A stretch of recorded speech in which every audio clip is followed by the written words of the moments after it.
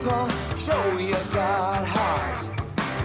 Now we're playing the game and we're totally scoring. Learning how to make a preacher while the business boring. Showing up every morning, ready for the show. Gold engaging virtual meetings 2.0. All right, welcome to another episode of Engaging Virtual Meetings podcast. If you're watching here on social media, make sure and subscribe, share, like, or comment. If you ask a question here live, I might be able to ask it live to my guest today. If you want all the episodes of the Engaging Virtual Meetings podcast, go to engagingvirtualmeetings.online and subscribe on one of your 15 favorite podcast platforms. And if you want to learn how to be more engaging in the world, take your phone out, scan this QR code, and come to the Engaging Retreat. Every October this year will be October 20 through 22nd to celebrate the 7th anniversary of my book, Engaging Virtual Meetings. And now, I feel like Christmas has come early this year. I have a very, very special guest for you. My guest today is an accomplished university president and a nationally recognized author, speaker, and leader. He came to the United States with just $50 in his pocket and a few words of English in his vocabulary, and now he's been named Citizen of the Year and Philanthropist of the Year, investing millions into deserving young people. Please give a warm welcome to Dr. Nido Qubein.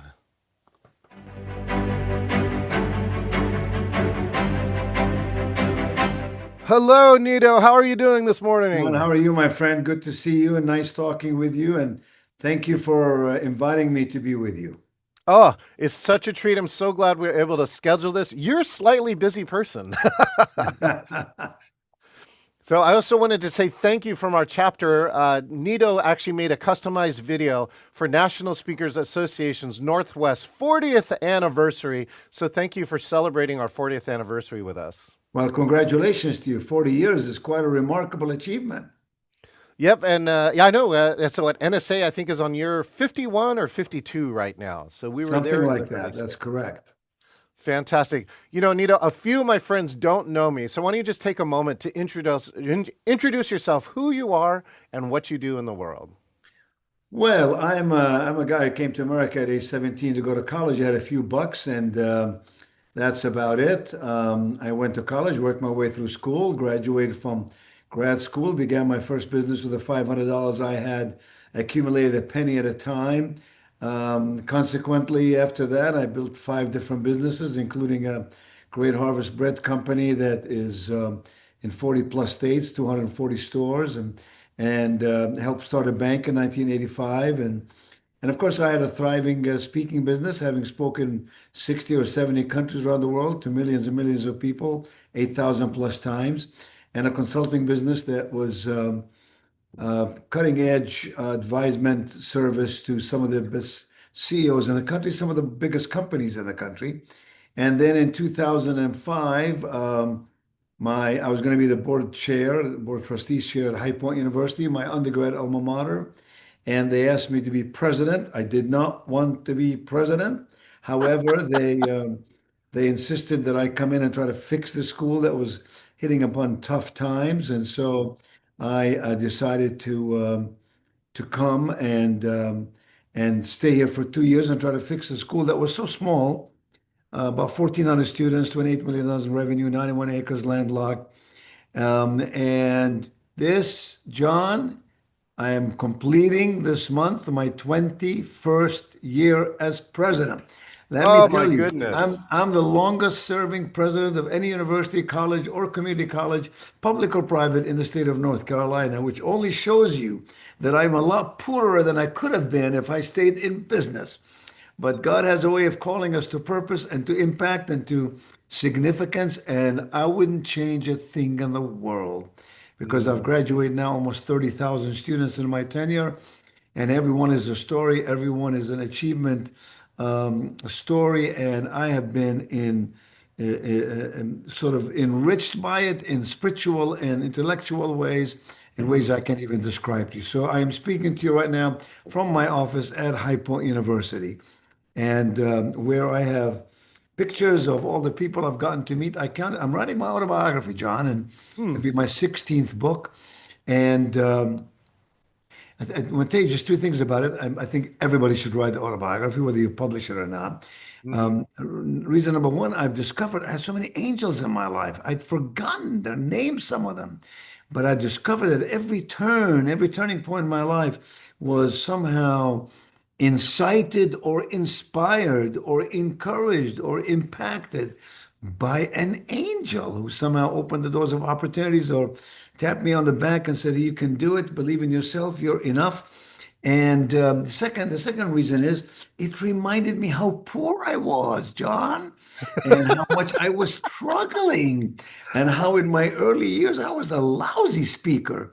I was not good, and yet somehow, my friend, Mm. out of adversity can emerge abundance. Somehow, my friend, we have to understand change is inevitable, but transformation is optional.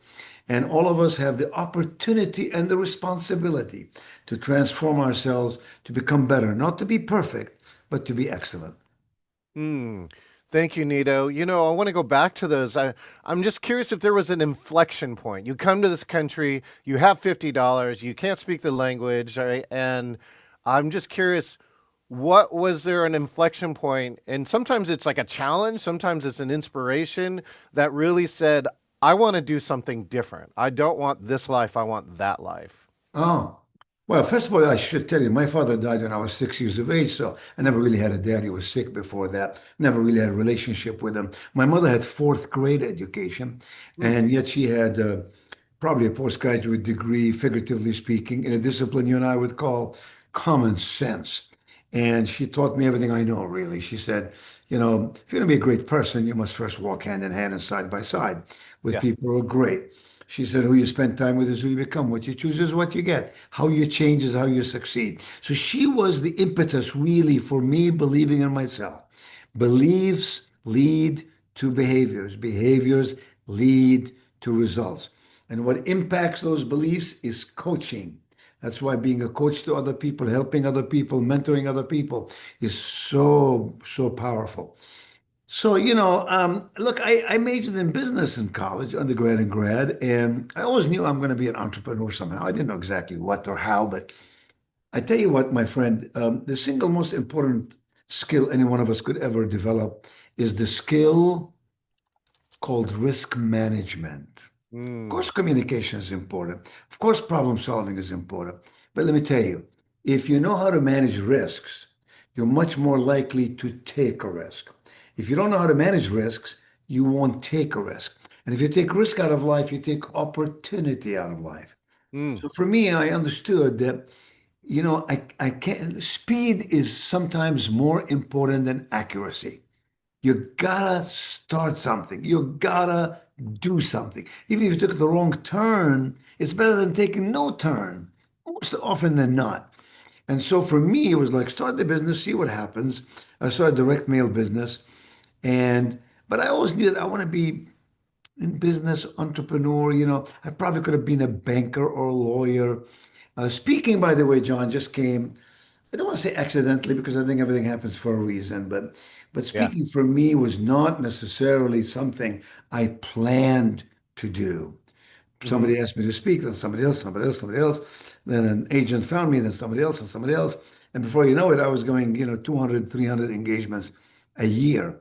Wow. And that improved me measurably. Most people think speaking is just a job or a business, but really what it does for you is more than what it does for the audience because you learn to survive and thrive every day in different environments, in a different sphere.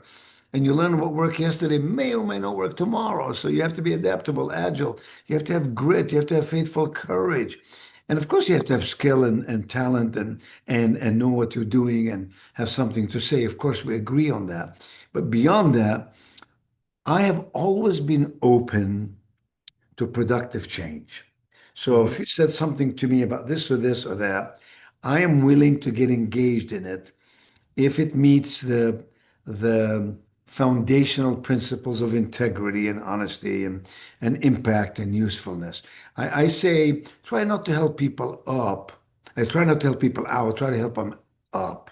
In other words, don't be a person of success. Be a person of value. In other words, be useful. Make sure that every hour of every day of your life is useful to someone, to something, making the world a better place. I believe when you think that way, you'll have a sense of purpose. And we definitely know that the source of happiness is purpose. Mm. Hmm. I'm curious, there are lots of new speakers out there too. They were like at the beginning part of your journey. Plus, you've coached maybe these 30,000 students directly or indirectly. What's your one piece of advice, this year, if there's a speaker who's new and starting now, what's the one thing you tell them you got to do this? Well, besides courage and willingness to fail and having a desire to learn and grow, besides those obvious things, I would say focus is more important than intelligence. Don't Mm, try to be all things to all people. right. Focus on the things that you believe you can be excellent at, and then give all of your energy towards that. Don't focus on time management, focus on energy management. Don't focus on problem solving, focus on solution finding. Don't focus on being successful, focus on being significant. Don't focus on being rich, focus on being wealthy. So, focus is more important than intelligence. The reason I find most people do not achieve their goals, do not become the best that they can become, is they are truly unfocused. Now, they don't use that word. They'll say, I am busy. I've got so many Yeah. things to do, so many places to go. But Right. yet there's no direct line. Look, you can take at Hype University, we probably have, I don't know, 100, 200, 300,000 light bulbs, maybe more. They Hmm. light up the room, they light up different spaces.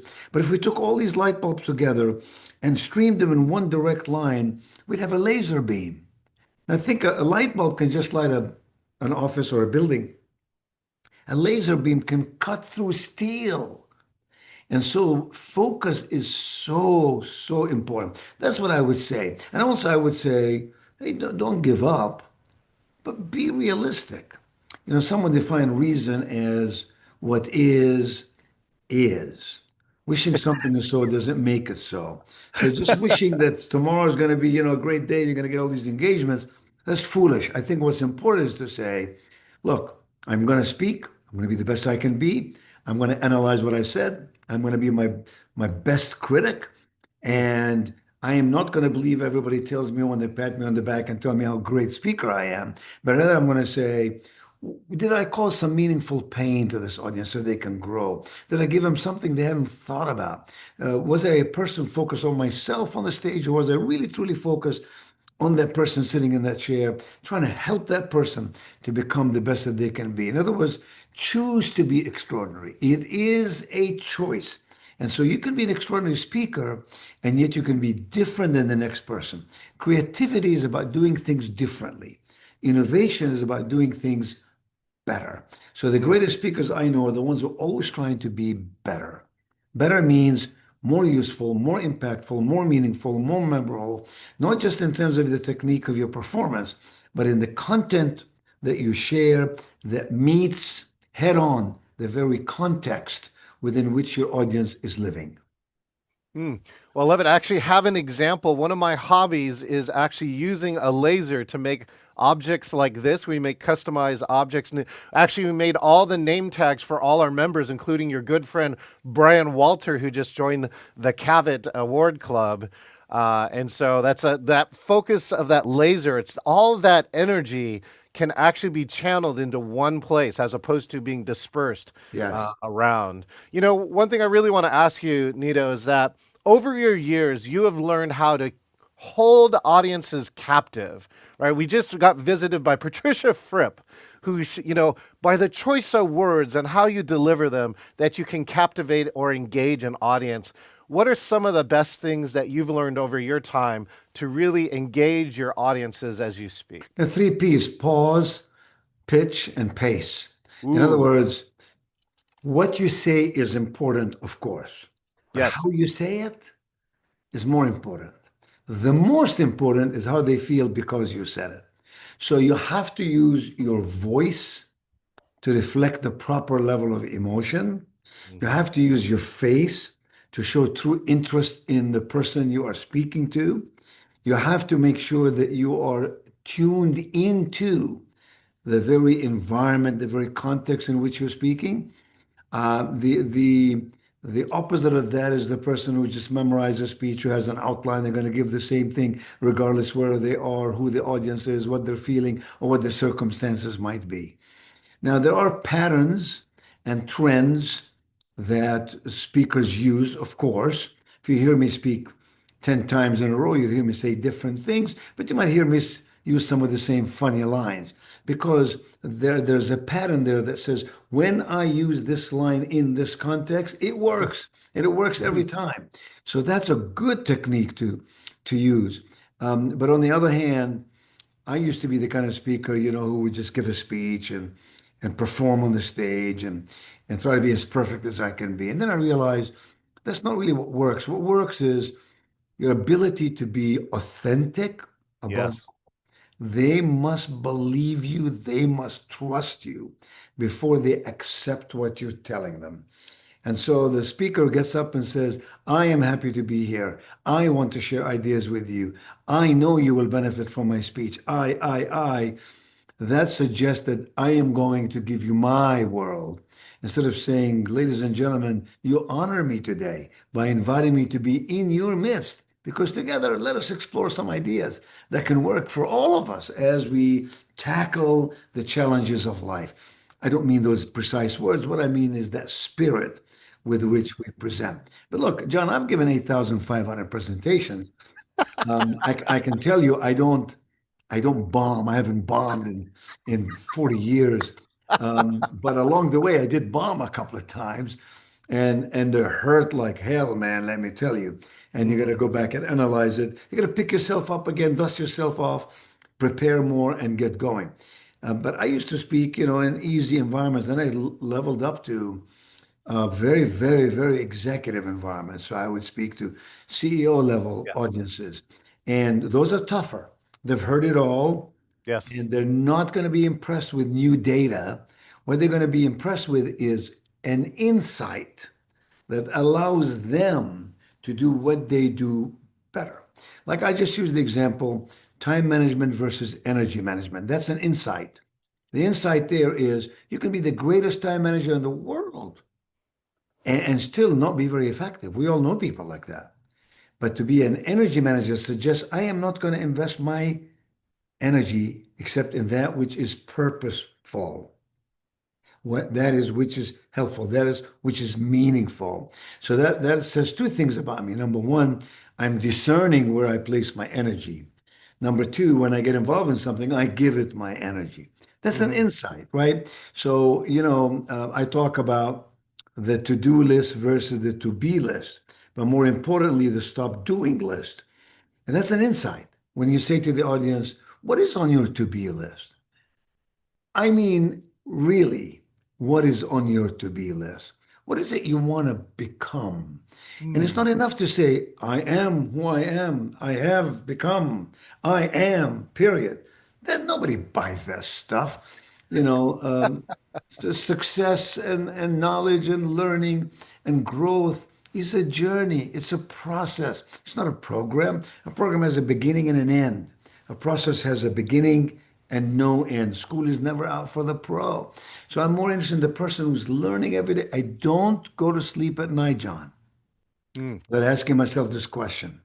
What did I learn today Hmm. I did not know yesterday? What did I learn today?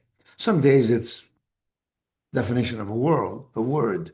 Sometimes it's statistics, sometimes it's something minimal.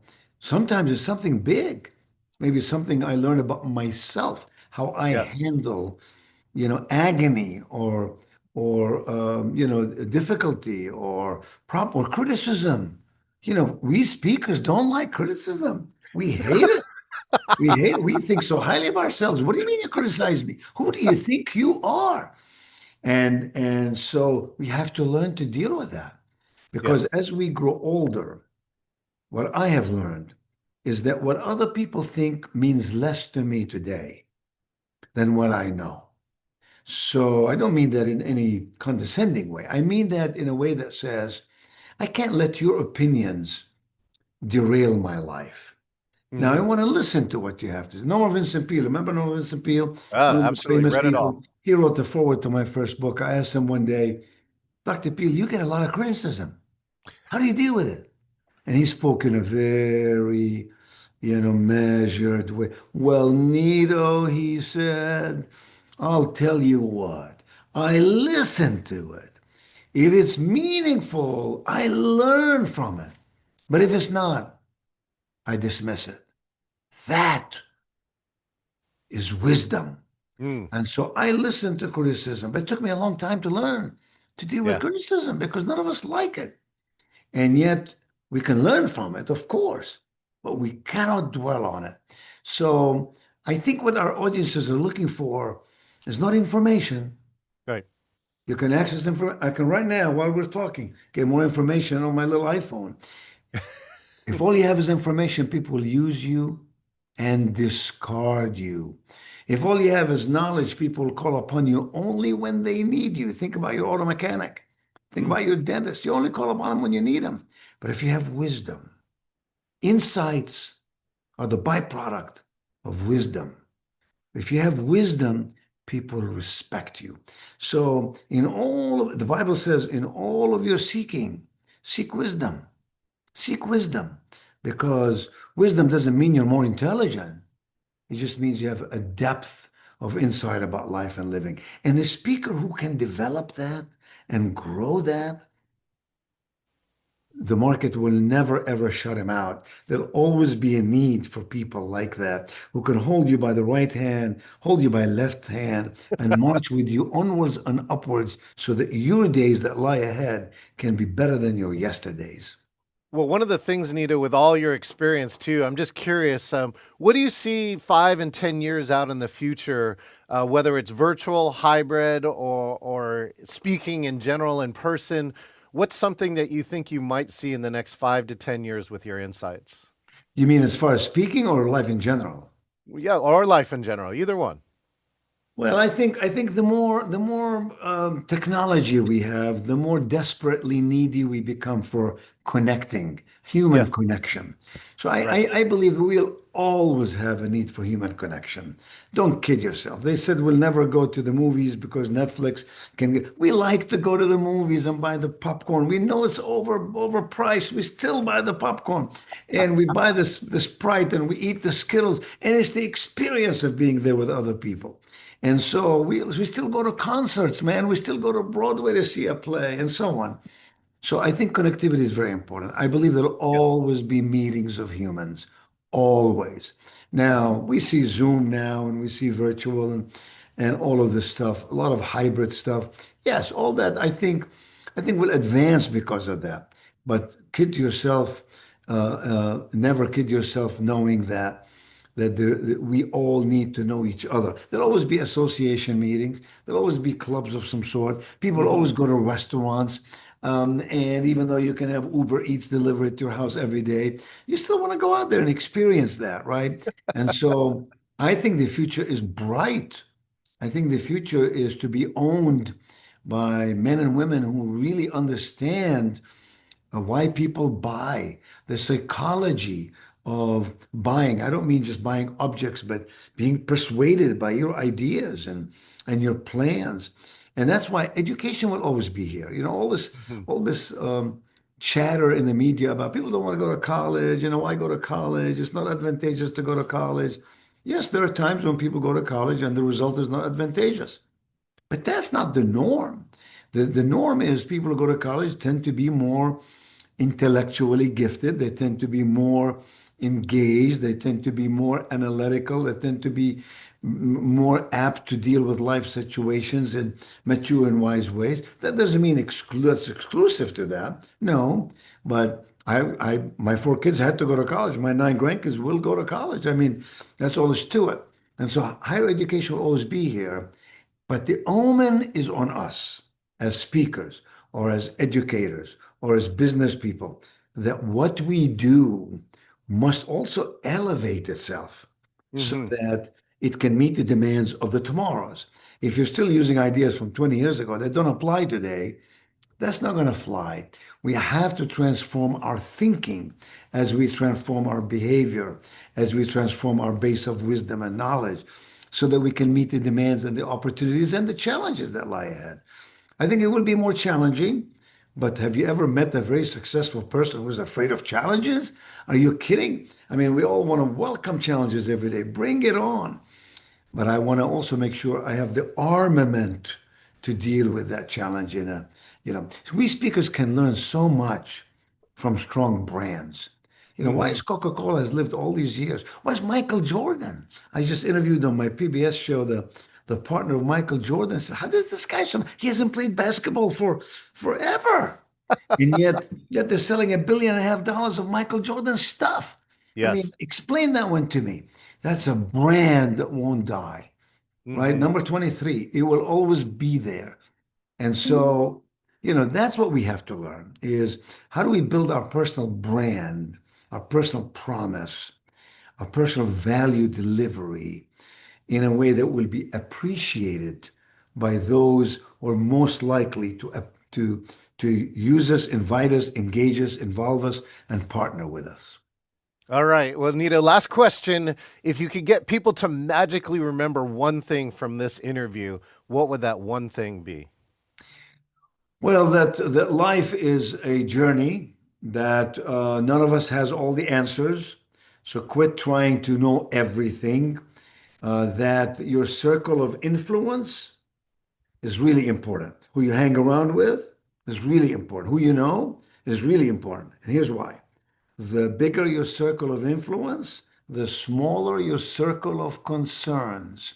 Whatever issue Mm. you have, whatever problem you have, whatever need you have, you will know somebody who can open a door or a window for you.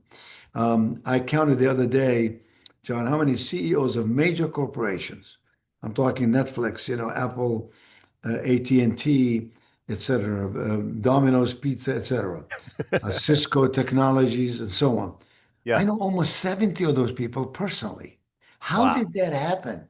I shocked myself. As I said, I'm writing the book and I'm trying to recall some stuff. So how did that happen? I hung around the right people. And you hang around the right people, they introduce you to the right people. I had dinner in Mar-a-Lago the other night, and every person sitting there out in the garden having dinner was somebody of consequence. Hmm. Everybody was someone of consequence. I said, oh, that's it. If you're in the right places, I'm not suggesting Mar-a-Lago is the right place. I'm simply saying if you're in the right place, you'll meet the right people. And if you meet the right people, you will be inspired and the possibilities that come your way will be greater, deeper, more vertical, more diagonal than ever before. Nido, thank you again for a little bit of your precious time. We appreciate you. I'm honored to be even close to your proximity and your circle, Nido. John, thank you very much. And congratulations again to your chapter. And congratulations to you for all your achievements. And keep doing good things because you're helping a lot of people in your work. And congratulations, your NSA CSP, my friend. Thank you, Nido. Oh, my.